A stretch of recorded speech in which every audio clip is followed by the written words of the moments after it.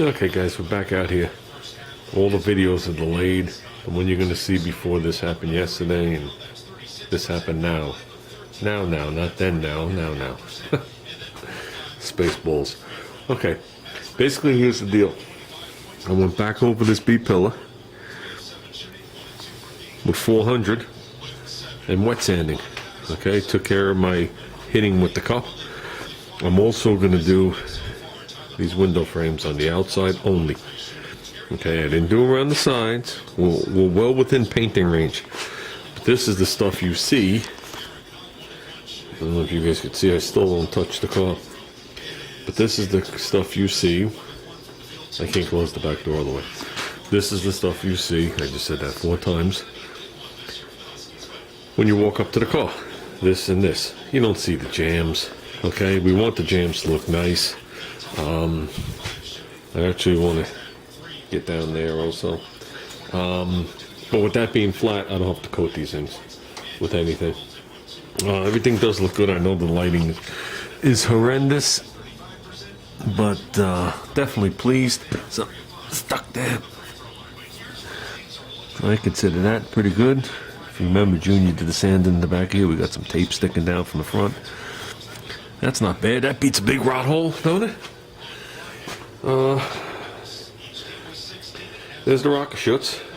Gravel Tex. Okay. Laid out mint.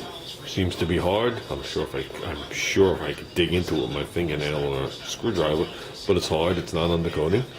It's meant to be painted. Okay. You can see the angle I went on in the front. It's hard for me to see. The viewfinder's good 80% painted over.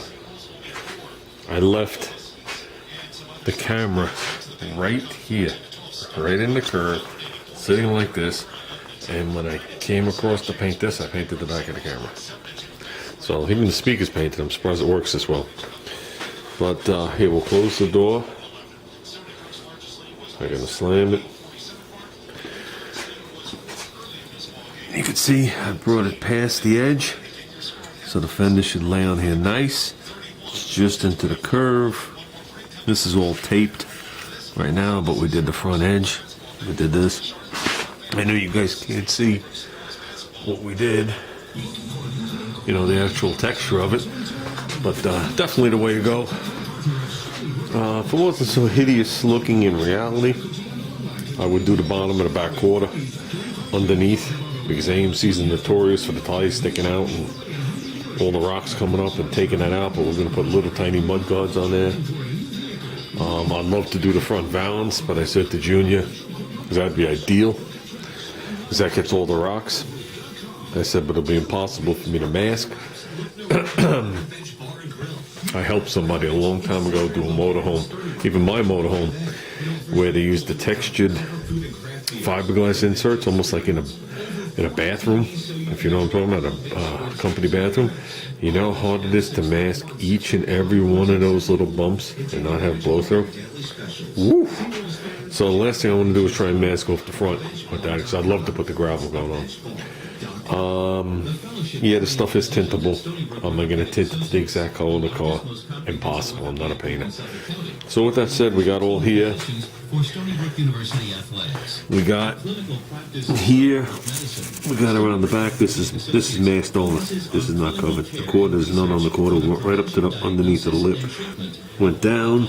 Got the pinch well coming down. Got the hole in here. Okay, so when the stainless trim ends, you'll see the gravel guard. It's nice. Feels good. I like it. It's just the texture I wanted. So with that said, definitely pleased with this right here. And that's it. Okay. Do I expect everything in here to be absolutely positively mint like a show car? No, guys. Do I expect to have to block sand this thing and go through all the steps? Yes, like any car that you want to look nice. The key was, well, my goal was to not have to do that under the hood and still have it look nice. Okay, better than stock, like I did my wagon texture. Really nice, but never go in there and have to wet sand it. I didn't care about the cowl. I really didn't want to have to wet sand the firewall or any of this other stuff, which is impossible. At least for me it is. And I don't want to look in here and have it look like a brand new car where it's just like kind of like painted, like there's almost clear in it. I want it to look a little nicer than that. But however it turns out is how it's going to turn out. It's going to get hairy. I'm sure there's going to be runs. Am I going to pop the door? I guess I can. But my real goal is to move the car all the way forward. And the ass can go over. Well, the car can go over at least another foot in the front. The ass can go over at least another foot and a half. Okay? I can just get past these doors now when they're open. That'll just make it that much easier. And I'll just take whatever's in the front and toss it in the back. And I'll move my mixing station. So with that said, guys, let's wet sand these window frames. If we don't break through, we're good to go. We're pushing for color for Friday. So I'd rather not have to recoat this. We'll just make it. So, okay, guys. Okay. We got the Seawolves going up against UConn. Don't ask me what that means. I don't follow sports. That dent is gone. You can see by the wet sanding. And no, I didn't just wet sand it away. You can see I got the straight line. My blem is gone. I did my window frames. Okay, I know you guys can't see any of that, but we're good to go. So we just got to go over some of this masking, clean it.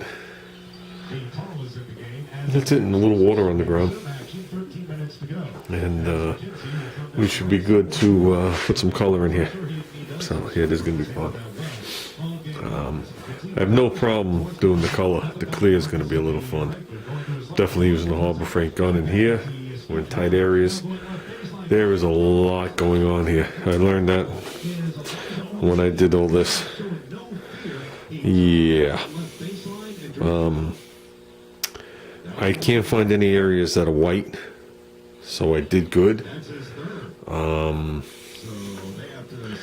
But yeah, it's going to be tricky. It's going to definitely be tricky. So we're going to unmask these doors. I want to be able to blow paint on them, and then we'll block it off. So that means there'll be no hard edge, but the roll over the door will be painted blue. So we're doing the blue side. So I don't have to think about any of that when I back mask this. You know what I mean? As the tape comes around to give me the soft edge in here, that this already be blue. I don't have to concentrate on blowing paint in there and causing a big run as I paint the side of the car. Well, when I paint the side of the car, this will be looking just like this. Except masked again. Yeah, sorry everything takes so long. I'm just a one-man band that works during the day. Trying to do my best. We are pushing for Pebble Beach. But we just don't want Earl Scheib when we're done. So, yeah, I know.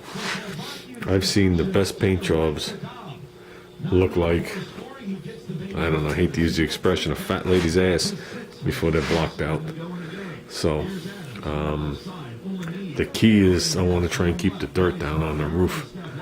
I want to try and prevent from trapping dirt down low like in the base coat. So when we do finally block this thing out, we'll be good. We're going to let this car sit. This car will probably sit to the spring before we block it. We'll just keep working on the car. Since I'm not going to be blocking any of this, we'll just keep, start working on the mechanicals.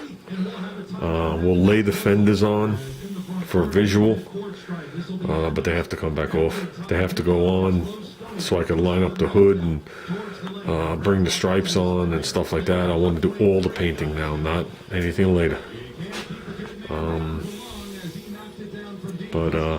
I'll probably lay something in here to keep this from getting scratched. So we did good on the wagon. The nose has been off probably 3 dozen times.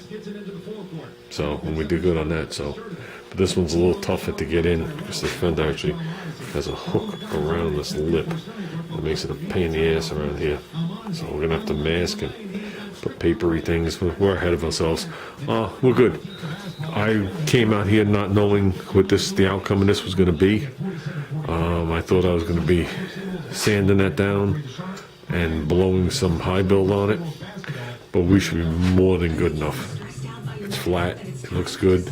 It's 400. 400 should be definitely smooth enough for some paint. I could grab some 600, go a little finer, I might, and just give it a little quickie. But if I'm going to re-epoxy, which I'm not going to, that's getting kind of fine for epoxy. So with that said, guys, we're doing good. And that's about it. Trying to see, we got right now, heat's off. Turned it back off. It's 69 degrees in here, and that's it at 60% humidity. I don't trust either one of those, to be truthful with you. They've never matched anything else I've ever had in here.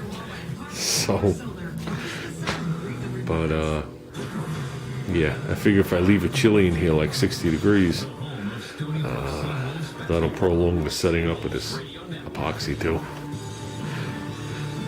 So, because if you read, or if you read this one's 5 days at 70 degrees and 50% humidity. You have to coat it within. So we're trying to keep it below that.